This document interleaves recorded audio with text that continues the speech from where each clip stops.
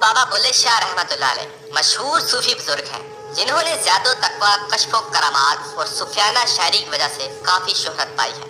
इनका असली वतन इलाका बहावलपुर का एक मशहूर गांव ऊंच गिलानिया था। किताब तरीकुल सुफियात जो बाबा बुल्ले शाह रहमतुल्लाह अलैह के मुर्शद शाह अनायत कादरी रहमतुल्लाह अलैह की खानदानी तसनीफ है। इनका सिलसिला नसब 14वीं पुश्त में हजरत शेख अब्दुल कादिर जिलानी रहमतुल्लाह अलैह से जा मिलता है। हजरत बाबा बुल्ले शाह की हयात के बारे में बहुत कम मालूमात दस्तयाब है। अभी तक जो भी बातें इनके बारे में मंजर आम पर आई हैं, इनमें से बेशतर का ताल्लुक ज़बानी रवायात से है। इन ज़बानी मालूमात का ताल्लुक भी हजरत बाबा बुल्ले शाह की सुफियाना जिंदगी और करामात से ही है, शायरी से बहुत कम है। इनकी जिंदगी के बारे में बहुत से ऐसे वाक़यात हैं जिनको मुख्तलिफ तरीकों से बयान किया गया है।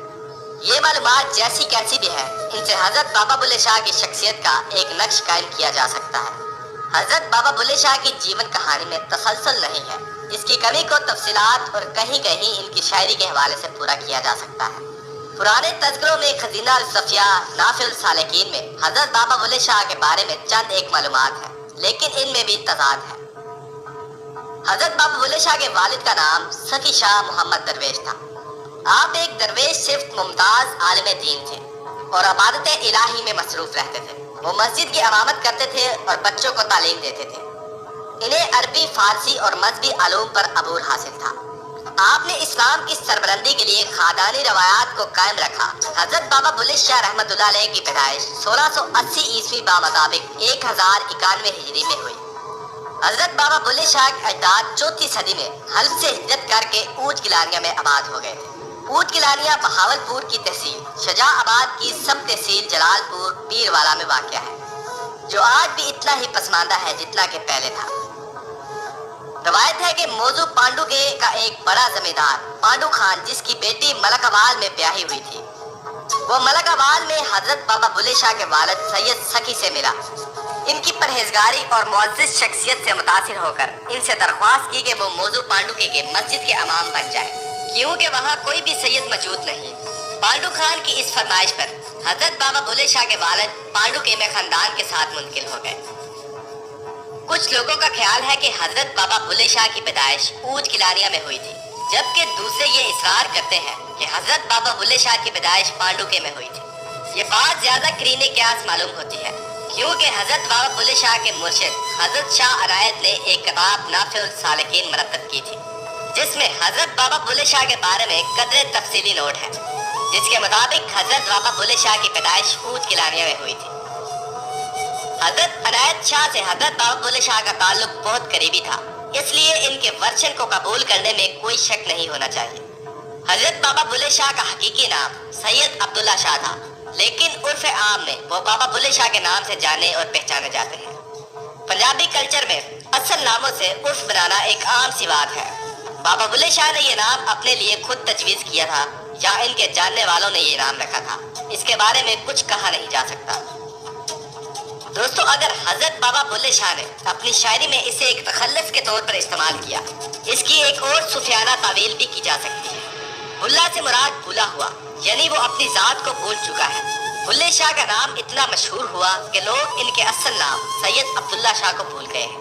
दोस्तों, ये मालूम नहीं कि हजरत बाबा बुल्ले शाह कितना अरसा कसूर में ज़ेरे तालीम रहे और वो कब वापस अपने गाँव गए और वहाँ इनकी मसरूफियात क्या थी। हजरत बाबा बुल्ले शाह इमाम मस्जिद के बेटे थे और दिन भर मवेशी चराते रहते थे। हजरत बाबा बुल्ले शाह ने किस उम्र में शायरी का आगाज किया और इनका रूहानी सफर किस तरह शुरू हुआ, ये हकायक पोशीदा है। हजरत बाबा बुल्ले शाह की शायरी में भी इनकी शख्सी जिंदगी के बारे में कोई इशारा नहीं मिलता। इस सूरत हाल में हजरत बाबा बुल्ले शाह के सवाल को चंद एक हकायक और बहुत से मफरूजात और कियासात के जरिए ही मुकम्मल किया जा सकता है। हजरत बाबा बुल्ले शाह के बारे में किस्से कहानियों में भी इनकी करामतों और गैर मामूली रूहानी ताकत को उजागर किया गया है। इनकी शायरी के शारहीन ने भी इनकी शायरी की वजाहत इसी नुक्ते से की है। हजरत बाबा बुल्ले शाह का कसूर के एक कवायद से रक्स सीखना, फिर ग्वालियर के एक कवायद से रक्स की तरबियत हासिल करना, कसूर के एक मतमूल बेवा का बाबा बुल्ले शाह पर फरिश्ता होना, फिर हिजरों के साथ रक्स करना, लाहौर में ऊंची मस्जिद के बाहर हजरत शाह अनायत के इंतजार में औरतों के कपड़े पहनकर आलिम शक्कर में रक्स करना, गधे खरीद कर इन पर सवार होकर गाँव में फिरने का मकसद लोगों को लाजवाब करना था, जो हजरत बाबा बुल्ले शाह को पसंद नहीं करते थे।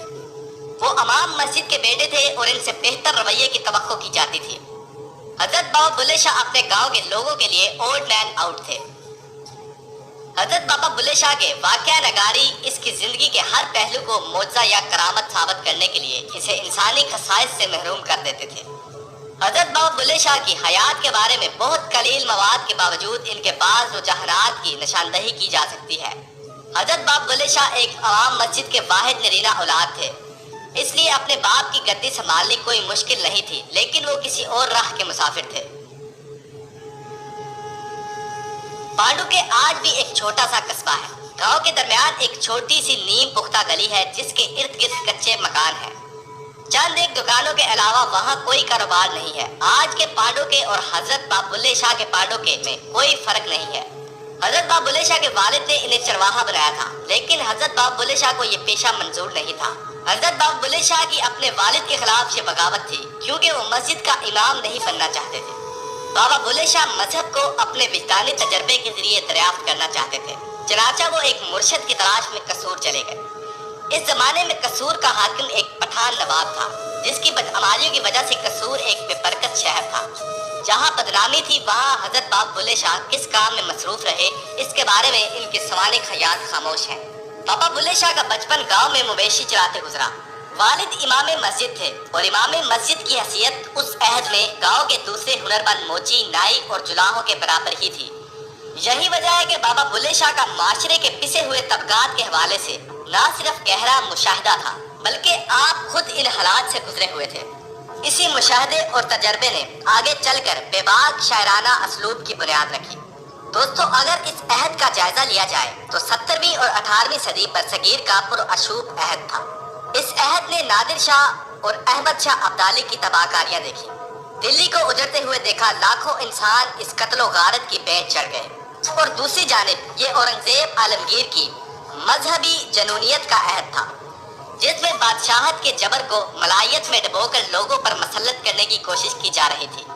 عالمگیر کے بارے میں ابن انشا کا مشہور جملہ ہے کہ دین و دنیا دونوں پر نظر رکھتا تھا، نہ اس نے کوئی نماز چھوڑی نہ کسی بھائی کو چھوڑا۔ عوام کے ساتھ سلوک میں مذہب کو اہمیت دی جانے لگی اور مذہبی تعصبات کو ابھارنے کی کوشش کی گئی۔ جبر و استبداد اور ظلم و ناانصافی کو نماز، روزے اور ٹوپیاں سینے جیسے علامتی کاموں میں لپیٹ پر روا رکھا جانے لگا، جس پر اسے اورنگزیب رحمت اللہ علیہ کہا جانے لگا۔ یوں سمجھیے کہ وہ اس دور کی ضیاء الحق تھی جس میں مذہبی پیشواؤں کو بھی جبر کا موقع میسر تھا، اور دوسری طرف اس انتشار اور مذہبی جنونیت کے خلاف ہمیں ادبی اور فکری سطح پر ایک بے مثال رد عمل بھی ملتا ہے۔ اس عہد میں پنجاب نے بابا بلے شاہ اور وارث شاہ کو جنم دیا۔ سندھ کی دھرتی پر شاہ عبداللطیف بٹائی اور سچل سرمست نے نہ مٹ سکنے والے نقوش چھوڑے۔ پشتو زبان میں رحمان بابا عوام کی آواز بن کر ابھرے۔ اردو میں خواجہ میر درد اور میر تقی میر نے عظیم شاعری روایت کو مضبوط بنیادیں فراہم کی۔ لیکن اس عہد کے بے مثال شعراء میں یہ اعزاز صرف بلے شاہ کے حصے میں آیا کہ ان کے اشعار، قافیہ اور دوہرے صرف پنجاب میں نہیں بلکہ سندھ، راجستان اور ہندوستان کے دوسرے علاقوں میں لوگوں کے دل کی آواز بن گئے، اور اس عظیم شاعر کی آواز ہندوستان کے ہر کونے اور ہر لہجے میں گونجی۔ دوستو، بابا بلے شاہ کی شاعری اور زندگی مذہبی ملاؤں اور پنڈتوں سے نفرت آزما رہی۔ فرسودہ ذات پات کا نظام اور طبقاتی تفریق کو آپ نے خاص طور پر ہدف تنقید بنایا۔ کسی بھی کتاب علم سے نکل کر سماج کی زندہ حقیقتوں کو موضوع بحث بنایا۔ مذہبی بنیادوں پر نفرت اور جھگڑے پیدا کرنے والے متعصب اور جنونی مذہبیوں کے خلاف آواز بلند کی اور تمام انسانوں کو ایک انسانی برادری قرار دیا۔ آپ جب شاہ عنایت کے مرید ہوئے تو اس پر بھی ان کی برادری اور ملاؤں نے ہنگامہ کھڑا کر دیا، کیونکہ آپ سید تھے، آل نبی تھے، اولاد علی سے تعلق رکھتے تھے۔ لیکن شاہ عنایت ذات کے آرائی تھے جو کمتر اور گھٹیا سمجھی جاتی تھی۔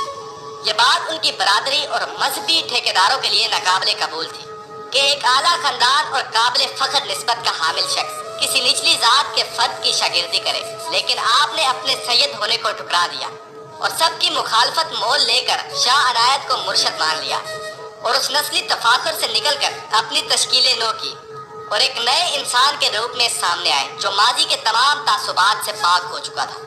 اس حوالے سے ان کے کچھ اشعار درج ذیل ہیں۔ بلے نو سمجھاون آئیاں بہنا تے پرجائیاں، آل نبی اولاد علی تو کیوں لیکا لائیاں، من لے بلیا ساڈا کہنا چھڑ دے پلا رائیاں، जेड़ा सानू सैयद आखे दोजक मिलन सजाइयां, जेड़ा सानू राई आखे बहिश्त पिंगा पाइयां, जे तू लोड़े बाग बहारा तालिब हो जा राइयां। इस बगावत पर आपको खानदान, जात और अपने हम मजहबियों की शदीद मुखालफत मोल लेना पड़ी, लेकिन आप डटे रहे। ना सिर्फ ये कि हर किस्म का लान तान बर्दाश्त किया, बल्कि अपनी शायरी और अमल से इसका जवाब भी दिया।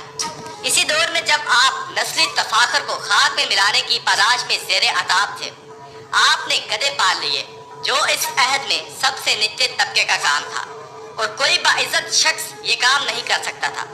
लेकिन बाबा बुल्ले शाह अपने आप को उस समाज के निचले तरीन तबके में ले आए और उसका अमली हिस्सा बन गए। यहाँ तक कि लोग आपको खोतिया वाला कहकर पुकारने लगे। दकियानूसी रसूम रवाज और रवायती बंधन आपको कभी भी पसंद नहीं थे। जिंदगी के हर मोड़ पर इनको तोड़कर आपको खुशी मिलती थी। मजहब, रंग, नस्ल और जिन्स की तफरीक आपके नजदीक एक बेमायनी चीज थी और इंसानी वहदत और इंसानी बरादरी की हम आहंगी के लिए ज़ेरे कातिल की हैसियत रखती थी। और जिस बहादुरी, जुर्रत और दलेरी से बाबा बुल्ले शाह ने इन मजहबी ठेकेदारों को रद्द किया, इसकी मिसाल मिलना बहुत मुश्किल है। ये बाबा बुल्ले शाह ही थे कि जिन्होंने राम रहीम के कदीमी झगड़े को रद्द करके असल मसले की जानिब तवज्जो मजबूल करवाई और इस तनाज़े को बेमानी करार दिया जो मुल्लाओं का गढ़ा हुआ था और जिसका जदीद अहद के तकाज़ों से कोई ताल्लुक नहीं था। कहते हैं कि एक मरतबा आप हुजरे में बैठे हुए थे।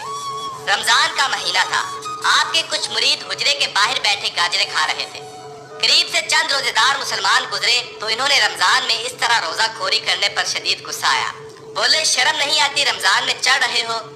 मुरीदों ने कहा, जाओ भाई मोमनो, भूख लगी है इसलिए खा रहे हैं। मोमनों को शक हुआ कि शायद ये मुसलमान नहीं है। इन्होंने पूछा कि तुम कौन हो? मुरीदैन बोले, मुसलमान है, क्यों मुसलमानों को भूख नहीं लगती?